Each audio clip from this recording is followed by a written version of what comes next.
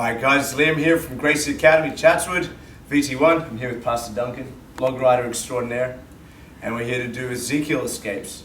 So we had people write in and ask us about Ezekiel. How do I get out once it's on, and how do I defend it? Well, here's one of the problems. Once it's on, it's really difficult to defend, especially if the guy's stronger. If he's a judo guy and he's got good grip strength. So one of the keys is avoiding actually getting chokes. And the principle, I'll show you the principle after. Let's go through the defenses first. We'll do some high percentage defenses, and then I'm going to show you the principle and how you can use it to defend all the chokes. Okay, so I've got Duncan here. The general rule is this: anytime someone grabs my head, okay, I have to defend the other hand straight away.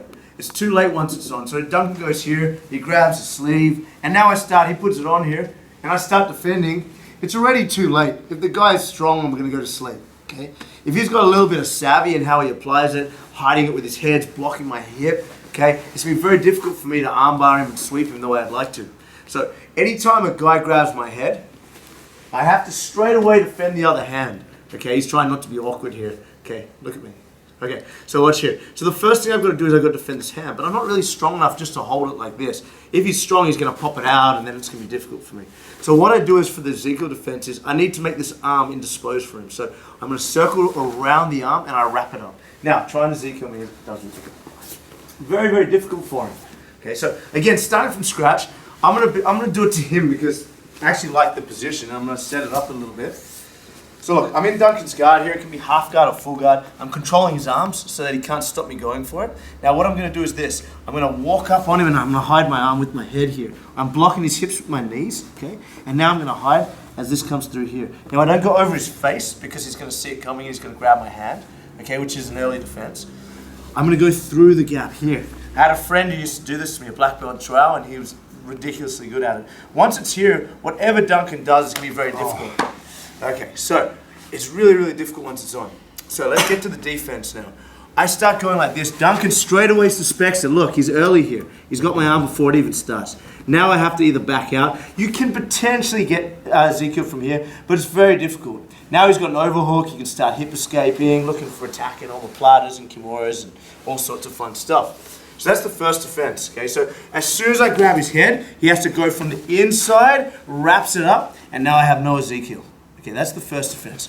Second defense is very similar, but when I teach positions, the most important thing is that you understand when you're early, it's great, but most of the time you're late. Whether you're thinking about something else or the guy's just tricky, you are going to be late, so you can't always do best case scenarios. So Duncan's over here, and he starts wrapping my head up. Okay, nice and slow.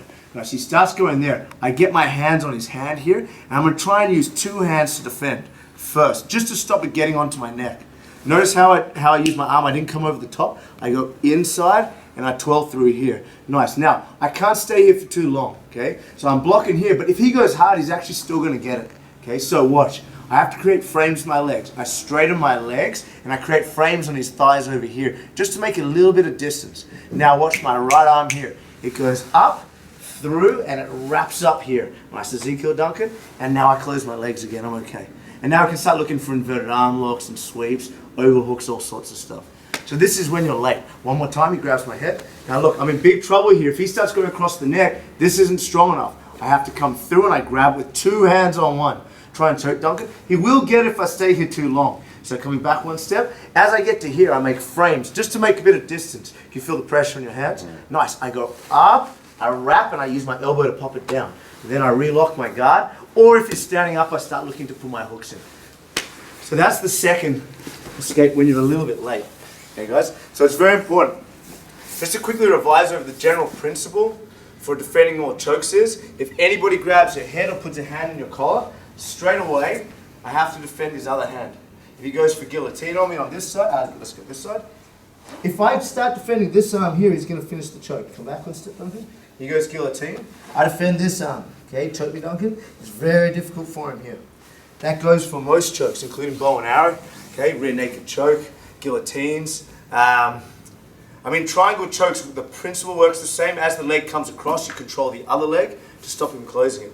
That works for most things. So always try and be early, and if you're not early, make sure that you get that two hands on one, and then you go back to the early escape. Good luck with that, guys, and don't get choked.